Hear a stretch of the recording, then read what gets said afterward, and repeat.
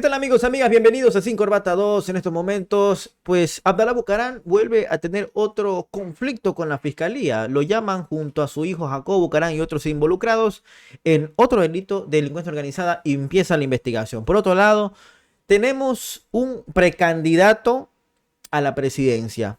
Todo esto te lo vamos a contar a continuación. Si no lo has hecho, mi amigo, mi amiga, te invito a que te suscribas al canal, actives las notificaciones, des me gusta y déjame un comentario, que es importante tu interacción porque así más personas pueden llegar a este video. Empezamos con la información del día de hoy. Está el botoncito de suscripción.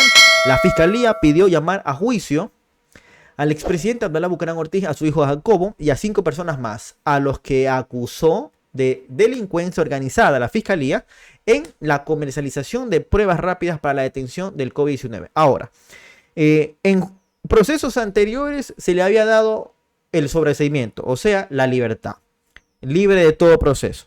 A Jacobo Bucaram, por ejemplo, también hasta se dictaminó que se le den disculpas públicas. El medio que publicó toda esta investigación, que es del Amazonas, y directamente a Diana Monroy. Y una reparación integral de un mes de salario básico unificado, $400. Entonces, ante todo esto, la fiscalía tendrá la cara, la intención de esta vez investigar, al menos porque aquí se respeta la presunción de la inocencia. Eso está muy correcto. O sea, aquí no se le va a vulnerar ningún tipo de proceso y mucho menos el periodismo, que estamos como espectadores y somos los que damos la noticia. Pero con este historial, con este caminar de la fiscalía, en donde no ha hecho más que cruzarse de manos y ponerse el pie a sí mismo, ahora sí va a investigar. Bueno, dice, la diligencia que se realizó tras 2 intentos fallidos. Un juez de la Unidad Judicial Penal en Quito instaló la audiencia preparatoria de juicio en contra de 7 personas, en las que consta el expresidente Abdalá Bucaram, su hijo Jacobo y otras 5 personas, por presunta delincuencia organizada otra vez. O sea, sería la tercera. ¿Será la vencida? No lo sabemos. Según investigaciones, los 7 incurrieron en irregularidades en la negociación de 21.000 pruebas rápidas para el diagnóstico del COVID-19. Por eso, la fiscalía solicitó este jueves, 16 de septiembre, el día de hoy, está calentito esto, al juez que dictamine un auto de llamamiento a juicio. La entidad fundamentó su dictamen acusatorio sobre base de más de 40 elementos de los que los 7 implicados tienen en común. 40 elementos para llamar a investigación a Abdalá Bucaram. Además, hizo el anuncio de prueba documental, pericial y testimonial que utilizará en la etapa de juicio en caso de que el magistrado acepte el pedido de fiscalía. Ahora, dice, de acuerdo con el dictamen acusatorio de la fiscalía, durante ese tiempo se conformó una estructura delictiva que obtuvo beneficios económicos. Los procesados habrían utilizado incluso bienes y servidores públicos de la Agencia Metropolitana de Tránsito para estas actividades ilegales. 3 agentes fueron procesados por esto, 2 se sometieron a un procedimiento directo y ya tienen una sentencia, y el último participó ayer del primer día de la audiencia preparatoria de juicio. O sea, están en marcha. Las pericias indican que ellos se encargaron de brindar seguridad a 2 israelíes, un asesinado el 8 de agosto del 2020 en la penitenciaría del Litoral, para el traslado de las pruebas de diagnóstico de COVID hasta Guayaquil, donde se comercializaron. Las presuntas actividades ilícitas se habían registrado en Pichincha, Guaya, Santa Elena y Esmeraldas. Esta vez, Diana Salazar actuará. Los entes de fiscalía y jueces correspondientes actuarán en derecho, actuarán con el debido proceso. Bueno, esperemos que sí, para poder tener una aclaratoria de todo esto que está pasando a continuación. Ahora, resulta que Carlos Rabascal ya se presenta como un precandidato presidencial. Ni siquiera estamos a vísperas de presidencia. Quizás a vísperas de las seccionales del 2023, a lo mejor podamos ver a Rabascal en esas elecciones participando, como ha pasado anteriormente. Prefectos o alcaldes que tras estar en su cargo dejan el cargo vacante luego de haberlo ganado. Por ejemplo, el ejemplo de Yacu Pérez. Él era prefecto de Azuay hasta que dejó el cargo por ir por una candidatura presidencial, y podría hacer lo mismo Carlos Rabascal. No lo sabemos. Ahora, anuncia desde ahora ser candidato para el 2025. Al Universo le dijo que no se ha peleado con nadie, pero se ha ganado un espacio y él construye su propio liderazgo. Ahora, Eh, ¿Quién lo va a auspiciar el partido? Tiene ahora dos alternativas: o Centro Democrático, o en su momento Fuerza Compromiso Social, hoy Movimiento de la Revolución Ciudadana. Dice por acá. Entonces, dice, en ese sentido, estoy en un proceso de caminar y de escuchar a la ciudadanía para construir dentro de esta línea de un sentido común y de solidaridad con el pueblo ecuatoriano progresista para poder participar en las próximas elecciones. Y sí, he dicho, voy a ser candidato presidencial de la República en el 2025. Dice, hace unos días, Enrique Menoscal, director ejecutivo de Centro Democrático, dijo que le gustaría que Rabascal sea aspirante. Es más, muchos veían a Rabascal más de perfil presidencial que en su momento Andrés Arauz.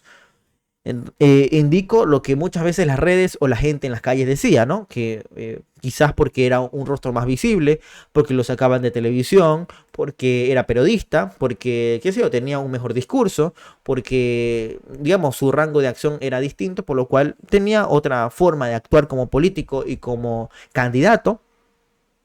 Gustó mucho del debate vicepresidencial que no se presentó Borrero, por ejemplo, y él sí fue.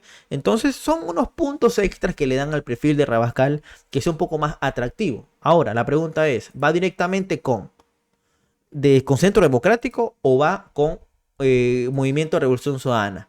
Y Enrique Menoscal le dice, ¿sabe qué? Aquí tengo mi partido, Centro Democrático, y que sea aspirante por este partido. Pero puede pasar muchas cosas en el camino, también dice, ¿no?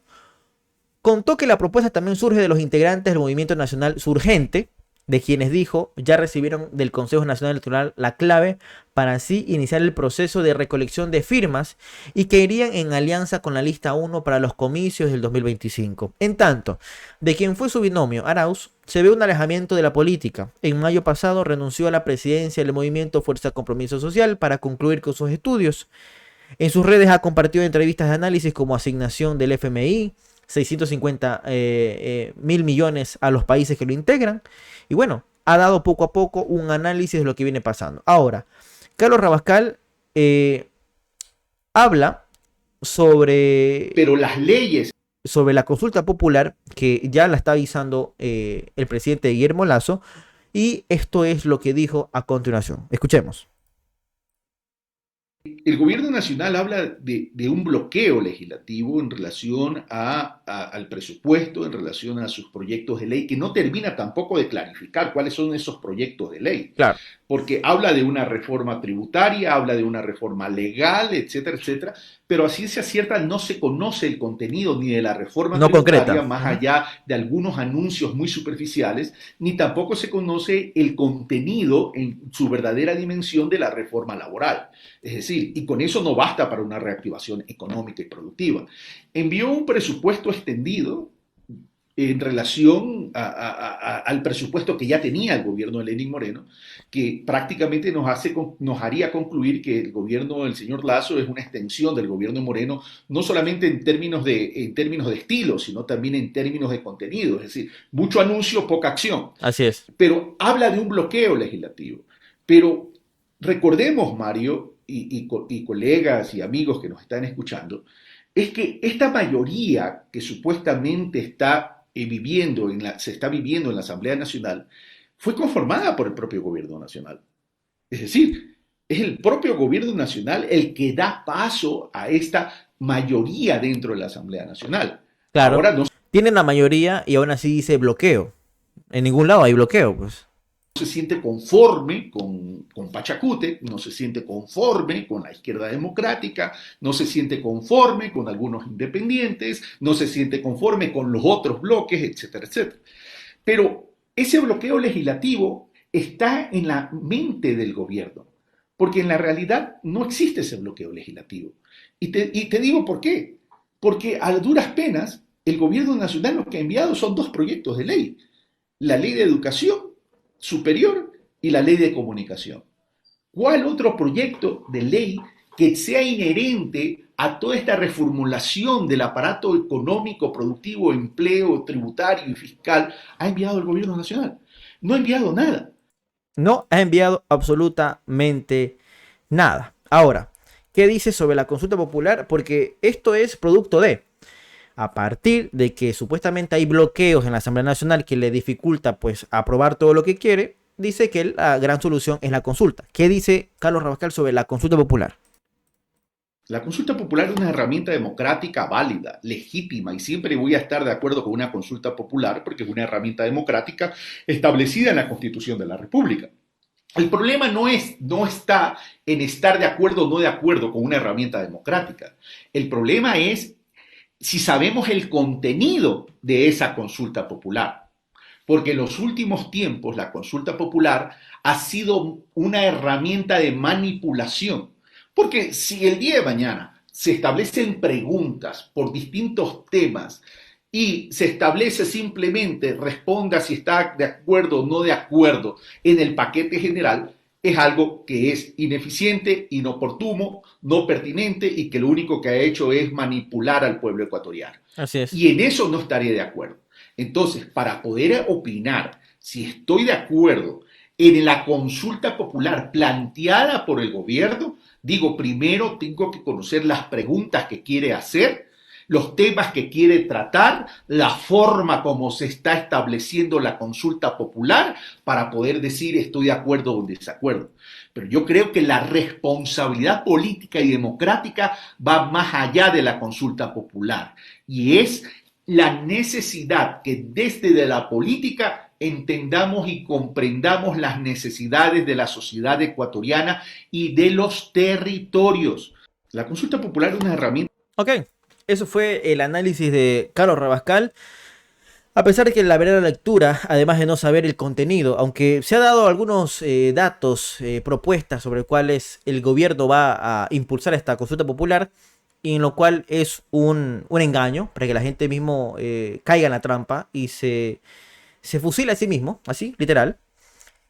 No quiere llegar al verdadero mecanismo que es la Asamblea Constituyente, porque de hacerlo y de reestructurar, reformar la Constitución, perdería el poder, el cual le resultaría muy complicado con todo el desgaste que ha tenido estos 100 días, en donde no se ven promesas cumplidas, donde se ven manifestaciones cada vez más constantes y una efervescencia que está mucho más latente y que a cada rato le recuerdan lo del octubre del 2019, entonces no podría arriesgarse. Hasta aquí la información, mis queridos amigos. Déjame un me gusta, suscríbete al canal, activa las notificaciones y déjame un comentario, que es importante tu interacción. Nos vemos en un siguiente programa aquí en Sin Corbata 2. Que estés muy bien.